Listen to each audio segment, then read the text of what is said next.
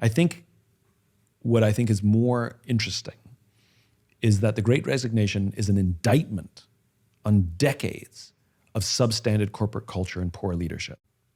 And I don't think enough companies are recognizing that the Great Resignation is an indictment, that the Great Resignation is a wag of the finger, that you have been getting away with substandard culture and poor leadership for too long, and you better fix your stuff.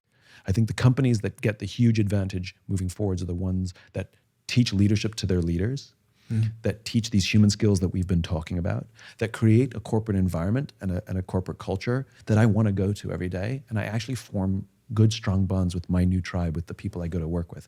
And I'm willing to sacrifice and not get everything exactly how I want it, because I'd rather be here and serve these wonderful group of people. Those are the companies that will have the huge advantage of the next decades or two. Of course, because you mistook trappings for culture. Right. Right?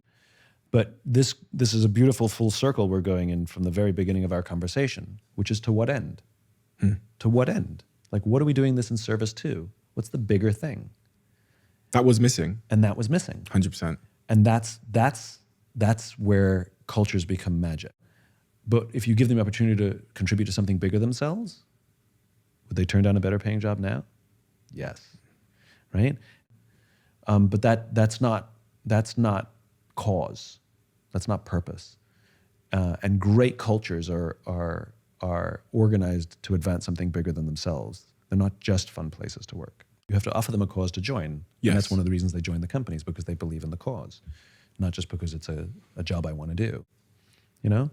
And so those who came to work there, they recognized that they were a part of a revolution, the computer revolution. They constantly talked about it as the revolution. And you carried a banner, you know, and you sacrificed for it. It was a hard place to work, but it was worth it. And that's the question. Are the sacrifices worth it? I joke, often, when we work hard for something we love, it's called passion. When we work hard for something we don't love, it's called stress. What's the difference between, doing something you love and you work late hours and you sacrifice your relationships and you sacrifice your family, but you look at it and say, it was hard, but it was worth it, And so I think that's what purpose and cause provide us, is they give us a reason for the sacrifice.